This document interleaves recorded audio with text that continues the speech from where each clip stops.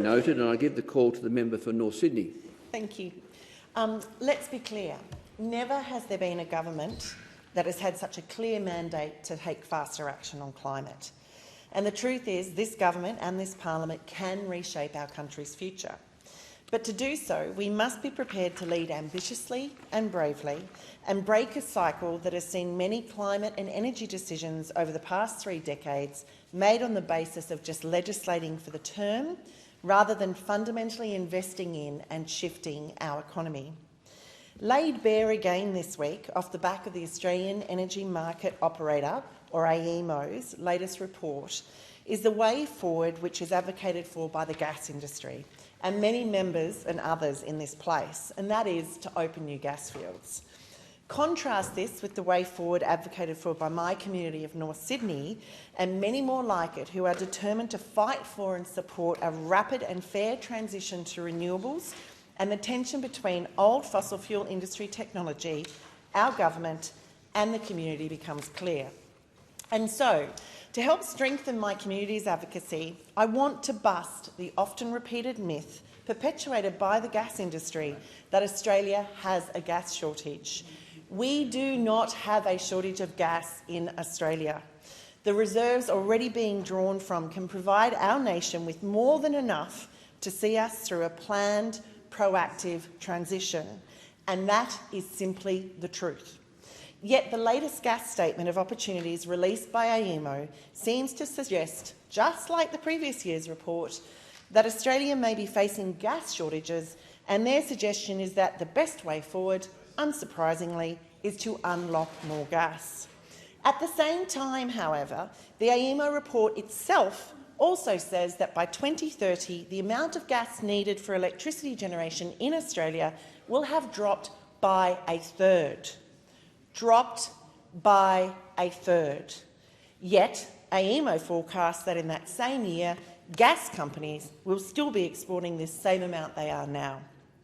Surely this shows that the argument trying to support the opening of new fields for domestic purposes is fundamentally flawed, if not just straight-up fantasy.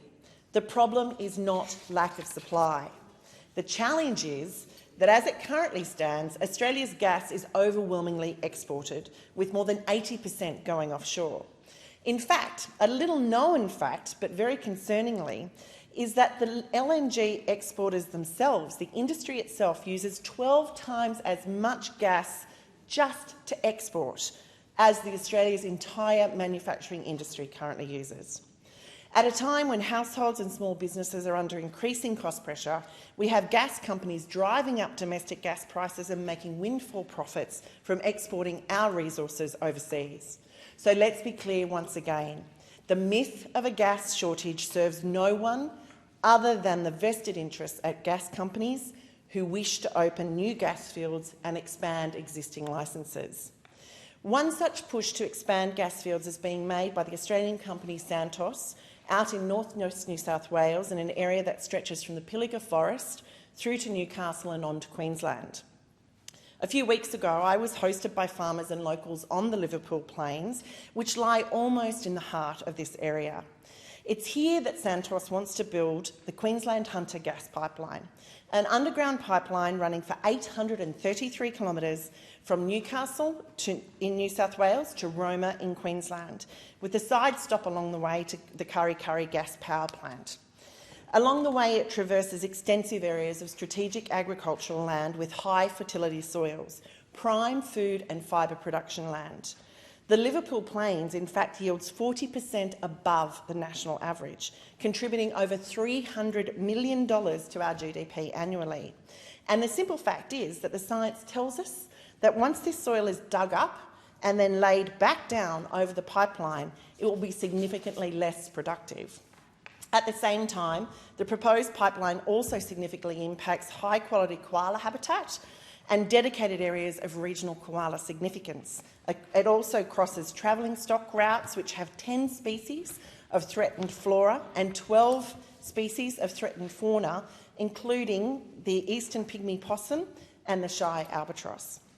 Recently then, the member for Mackellar and I sat and listened to the farmers, the advocates and concerned citizens from the Pilliga and the Liverpool Plains communities who have been staring down consecutive fossil fuel projects for many years now, as they shared their knowledge and their personal experiences. In the bigger context, again, there is a truth here that we are not discussing. We know coal seam gas extraction is bad for rural farming communities. It impacts their water supplies, it impacts the quantity of the water, and it leads to soil subsidence. We know this because it is happening right now in the Darling Downs. The evidence is clear. Coal seam gas is not the way forward for regional communities. So there is no gas shortage on the East Coast, and if there is no gas shortage on the East Coast, and you accept that argument, we don't need to open new gas fields. We do, however, need to rapidly accelerate our transition to renewable energy to ensure any additional requirements for energy supply or surety are met. And this should include prioritising development and investment in green hydrogen in our country. Today's IPCC report makes it clear that there must be no new fossil fuel extraction projects opened if the world is to meet the Paris target of limiting global warming to 1.5 degrees.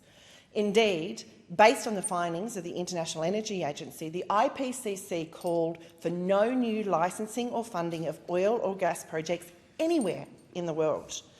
Make no mistake, projects like the Pilliga Gas Project or the Beetaloo Basin Project are inconsistent with these calls and the Commonwealth Government's commitment under the Paris Agreement.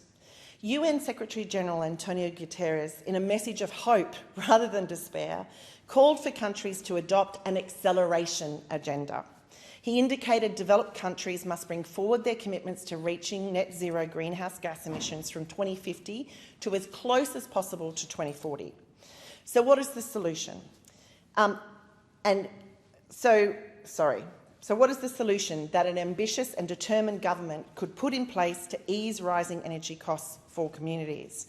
Well, as my community continues to argue, it is to rapidly transition to renewable and ensure our market settings enable Australia to meet countries like the USA and the EU as investment magnets. The American Anti-Inflation Reduction Act has been a game changer for the nation, with businesses and talent flocking in due to the significant government support now in place across the economy to incentivise renewable energy adoption. And now the European Union, through their Green Deal, have joined the US as a magnet for that investment. But where are we? In the short term, the projected annual shortfall on the domestic gas market can be avoided through the Australian Domestic Gas Security Mechanism, with Queensland LNG producers being able to meet domestic demand by producing gas above their export contract obligations. In the longer term, and in preparation for when this additional domestic capacity exhausts in around 2027, we must be more than ready with renewable energy. The revised safeguard mechanism is one policy lever we need to get right to drive down emissions and reduce large emitters' reliance on gas. But we also do need to incentivise homes and businesses to reduce their gas usage and make it easy and attractive for them to electrify everything by drawing on green energy sources. This could be achieved through a variety of measures modelled off the successful US Inflation Reduction Act, including providing grants for low-income households for energy-efficient upgrades and renewable installations, or rolling out an electrification pilot in a community like North Sydney, where we are eager to test market design, grid integration and new business models such as community ownership. Or it could be achieved by the Clean Energy Finance Corporation allocating funds towards electrifying both households and businesses in the form of zero-interest financial products. But ultimately, be assured, Australia does not have a shortage of gas. We have a shortage of political leadership to drive the transition to renewables, which is urgently required.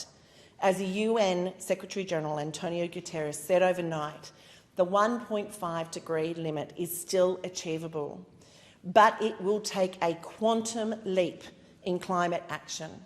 Let's take that leap.